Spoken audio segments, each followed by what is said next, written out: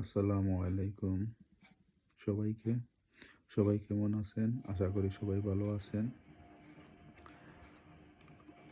আজকের ফেসবুকে লাইভে আসার কারণ তো আপনারাই সবাই জানেন যে বাংলাদেশ একটা ইতিহাস করল পাকিস্তানের সাথে। যে ইতিহাস এর আগে কখনোই হয় নাই। তারপর মুশফিক ভাই ওনার ১৬,০০০ রান কমপ্লিট করলেন। একটা চমৎকার সেঞ্চুরি করলেন। ও তো ও মানে আউটস্ট্যান্ডিং, যা কিছু বলার নাই।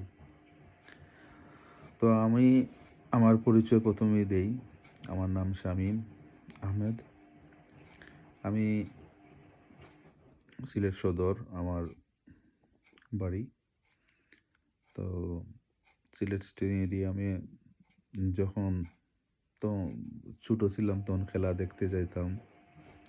তখন তাপস কুমার বৈশ্য ভাই আসছিলেন, রাজিন সালে আসছিলেন, আশরাফুল, জাভেদ উমার বেলি, আকরাম খান, তারপর শাহরিয়ার নাফিস, আল শাহরিয়ার রুকন, এরপর রফিক ভাই, এরপর মনি ভাই, এনামুল হক মনি ভাই।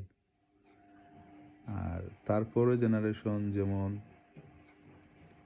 আমি আসলে বাংলাদেশের ক্রিকেটে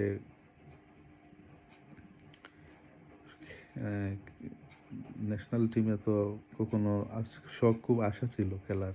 আমি মাত্র ৩ মাস ট্রেনিং করছিলাম সিলেট স্টেডিয়ামে। তখন মাসুক ভাই ছিলেন। উনি উনি ফুটবলের ছিলেন।